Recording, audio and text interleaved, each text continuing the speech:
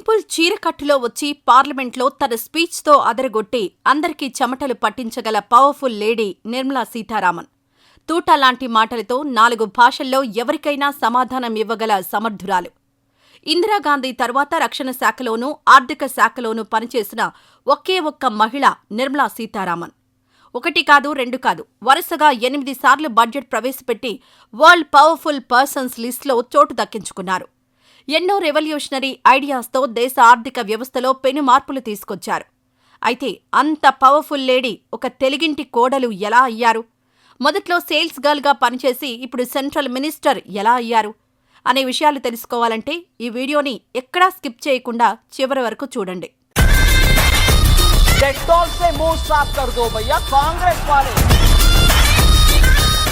నిర్మలా సీతారామన్ ఒక తమిళ అయ్యంగార్ ఫ్యామిలీకి చెందిన అమ్మాయి. ఈమె 1959 ఆగస్టు 18న తమిళనాడులో తిరుచాపల్లిలో నారాయణ సీతారామన్, సావిత్రి అనే దంపతులకు జన్మించారు. తండ్రి నారాయణ సీతారామన్ రైల్వేలో పనిచేసేవారు. తల్లి సావిత్రి ఇంట్లోనే ఉంటూ అందరినీ చూసుకునేది. నిర్మలా సీతారామన్ తన ప్రైమరీ స్కూలింగ్ అంతా విల్లుపురంలోని sacred heart convent Anglo Indian స్కూల్లో చేరారు.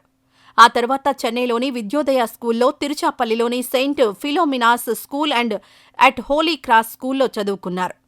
ఆ తర్వాత 1980లో తిరుచాపల్లిలోనే ఉన్న సీతాలక్ష్మి రామస్వామి కాలేజీలో BA ఎకనామిక్స్లో డిగ్రీ పూర్తి చేశారు.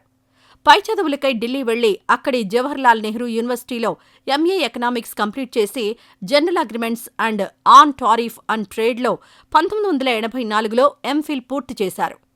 ఢిల్లీలోని జవహర్లాల్ నెహ్రూ యూనివర్సిటీలో చదువుకుంటున్నప్పుడే నిర్మలా సీతారామన్కి పరకాల ప్రభాకర్ పరిచయమయ్యారు. ఆంధ్రప్రదేశ్లోని 3 ముఖ్యమంత్రుల క్యాబినెట్లో పనిచేసిన పరకాల శేషారత్నం కొడుకే ఈ పరకాల ప్రభాకర్. శేషారత్నంకి అప్పటి ప్రధాని PV నరసింహారావు గారితో మంచి పరిచయం ఉండడం వల్ల ప్రభాకర్ గారు ఢిల్లీలో నరసింహారావు గారి దగ్గరే ఉండి చదువుకున్నారు. నిర్మల గారికి ప్రభాకర్తో మంచి సాన్నిహిత్యం పెరగడం వల్ల వాళ్ల స్నేహం కొద్ది రోజుల్లోనే ప్రేమగా మారింది. ఆ తర్వాత ఇరువురు తమ పెద్దలను ఒప్పించి 1986లో పెళ్లి చేసుకున్నారు. పెళ్లి తర్వాత ఇద్దరూ ఇండో యూరోపియన్ ట్రేడ్లో PhD కోసం అప్లై చేయగా పరకాలకి లండన్లోని ఒక ప్రముఖ కాలేజీలో స్కాలర్షిప్ దొరికింది. దాంతో ఇద్దరూ లండన్కి వెళ్లిపోయారు. పరకాల లండన్లో తన PhD కంప్లీట్ చేస్తూ ఉంటే నిర్మల గారు తన చదువుని పక్కన పెట్టి ఏదో ఒక పని చేయాలని నిర్ణయించుకుని మొదట రేగన్ స్ట్రీట్లో ఉన్న హోమ్ డెకా స్టోర్ అయిన హాబీ ట్రాట్లో సేల్స్ గర్ల్గా పనిచేశారు. ఆ తర్వాత యూకేలోని అగ్రికల్చర్ ఇంజనీర్స్ అసోసియేషన్లో ఎకనామిస్ట్ సహాయకురాలిగా, Price water house Coopers auditing కంపెనీలో సీనియర్ మేనేజర్గాను, ప్రముఖ న్యూస్ మీడియా BBCలోనూ పనిచేశారు. ఆ తర్వాత పరకాల PhD పూర్తి చేసుకుని డాక్టరేట్ అయ్యాక నిర్మల గారు ఆయనతో కలిసి ఇండియాకి తిరిగొచ్చేశారు. కొంతకాలానికి వీళ్ళిద్దరికీ వాంగ్మేయి అనే కూతురు పుట్టింది. ఆమె ఢిల్లీలోని జవహర్లాల్ నెహ్రూ యూనివర్సిటీలో MA చదువుకుని అమెరికాలో జర్నలిజంలో మాస్టర్స్ కంప్లీట్ చేసి ది హిందూ మింట్ అనే ప్రముఖ పత్రికల్లో పనిచేసి ప్రతీక్ జోషి అనే వ్యక్తిని పెళ్లి చేసుకుంది. ఇతను నరేంద్ర మోదీ సీఎంగా ఉన్నప్పటి నుండి ఆయన ఆఫీస్లోనే పనిచేస్తూ ఇప్పుడు కూడా మోదీ గారి ఆఫీస్లో జాయింట్ సెక్రటరీగా పనిచేస్తున్నారు. ఇక నిర్మలా రాజకీయ జీవితానికొస్తే ఆమె లండన్ నుండి తిరిగి ఇండియాకొచ్చాక జాతీయ మహిళా కమిషన్లో సభ్యురాలిగా పనిచేశారు. బీజేపీ అధికారంలోకొచ్చి మహిళలకు 33% రిజర్వేషన్లివ్వడంతో నిర్మల గారు బీజేపీ పార్టీకి ఆకర్షితురాలై బీజేపీలో జాయిన్ అయి చాలా త్వరగానే జాతీయ వర్గంలో ఓటు దక్కించుకున్నారు. 2010లో బీజేపీ అధికార ప్రతినిధిగాను, 2014లో కేంద్రంలో సహాయ మంత్రిగా బాధ్యతలు చేపట్టారు. నిర్మల గారి భర్త పరకాల కూడా మొదట్లో ఒక టీవీ యాంకర్గా పనిచేసి ఆంధ్రప్రదేశ్లోని బీజేపీ పార్టీకి అధికార ప్రతినిధిగా ఉండి చిరంజీవి ప్రజారాజ్యం పార్టీలో చేరి కొంతకాలం పనిచేసి బయటకొచ్చారు. ఆ తర్వాత సమైక్యాంధ్ర పోరాటంలో పాల్గొని విశాలాంధ్ర మహాసభకి వ్యవస్థాపక కార్యదర్శిగా పనిచేసి 2014లో తెలుగుదేశం పార్టీ తరపున క్యాబినెట్ హోదాతో కమ్యూనికేషన్ అడ్వైజర్గా పనిచేశారు. అదే సమయంలో నిర్మల గారు బీజేపీ తరపున ఆంధ్రప్రదేశ్ నుండి ఎంపీగా గెలిచి మొదటిసారి రాజ్యసభలో అడుగుపెట్టారు. క్యాబినెట్లో తన బాధ్యతలు నిర్వహిస్తున్నప్పుడే క్యాబినెట్ పునర్వ్యవస్థీకరణలో భాగంగా నరేంద్ర మోదీ 2017లో నిర్మలా సీతారామన్కి రక్షణ శాఖ బాధ్యతలు అప్పగించారు.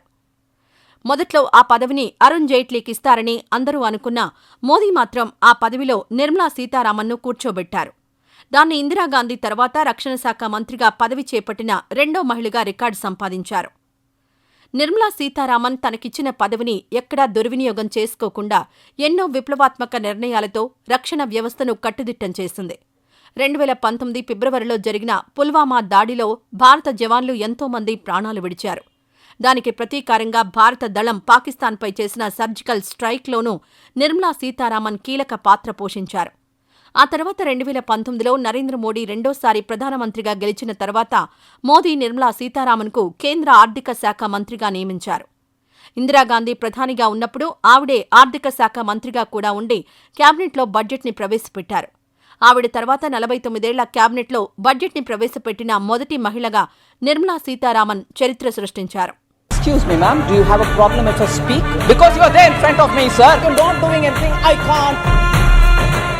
ఒకప్పటి ఆర్థిక మంత్రి మొరార్జీ దేశాయ్ మొత్తం 10 సార్లు క్యాబినెట్లో బడ్జెట్ని ప్రవేశపెడితే నిర్మలా సీతారామన్ 2019 నుండి ఇప్పటిదాకా వరుసగా 8 సార్లు బడ్జెట్ ప్రవేశపెట్టి మొరార్జీ రికార్డును బ్రేక్ చేశారు. ఒకసారి పార్లమెంట్లో బిల్ పాస్ చేస్తూ ఆమె 2 గంటలకు పైగా మాట్లాడి అందరినీ ఆశ్చర్యపరిచారు. అయితే ఎప్పుడూ చాలా సింపుల్గా మామూలుగా చీరకట్టులో తిరిగే నిర్మలా సీతారామన్ బడ్జెట్ ప్రవేశపెట్టి పోతున్నారు అంటే కొంతమంది ఆసక్తిగా ఎదురుచూసినా మిడిల్ క్లాస్ పీపుల్ మాత్రం కొత్తగా ఇంకేం ట్యాక్సులు తెస్తుందో అని భయపడుతూ ఉంటారు. పాప్కార్న్కి కూడా జీఎస్టీ పెడుతూ ఫ్లేవర్ యాడ్ చేస్తే ఒక ట్యాక్స్, దాన్ని ప్యాక్ చేస్తే మరో ట్యాక్స్ అని, ఆఖరికి సెకండ్ హ్యాండ్ కార్ అమ్మాలన్నా కూడా మనం కొన్న రేటుకి 15% ట్యాక్స్ కట్టాలని బిల్ పాస్ చేసి మీడియాలో సెన్సేషన్గా మారింది. బట్ రీసెంట్ బడ్జెట్ సమావేశాల్లో ఆమె 12 లక్షల దాకా సంపాదించేవాళ్లు ట్యాక్స్ కట్టనవసరం లేదు అని బిల్ పాస్ చేయడంతో చాలామంది నిర్మలా సీతారామన్ను అభినందించారు. ఇదే కాక ప్రపంచంలోని పవర్ఫుల్ పర్సన్స్ జాబితాలో నిర్మలా సీతారామన్ గారు 28వ ప్లేస్ దక్కించుకున్నారు. చూశారు కదా ఫ్రెండ్స్, నిర్మలా సీతారామన్ గారి మీద మీ అభిప్రాయం ఏంటనేది కామెంట్ సెక్షన్లో తప్పకుండా తెలియజేయండి. ఈ వీడియో నచ్చితే లైక్ చేయండి. అలాగే మా ఛానల్ని ఫస్ట్ టైం కనుక చూస్తున్నట్టయితే ఇప్పుడే సబ్స్క్రైబ్ చేసుకుని పక్కనే ఉన్న గంట సింబల్ని యాక్టివేట్ చేసుకోండి. అప్పుడే మేము పెట్టే ప్రతి వీడియో మీకు నోటిఫికేషన్గా వస్తుంది. అలాగే ఈ వీడియో పూర్తిగా చూసినందుకు ధన్యవాదాలు.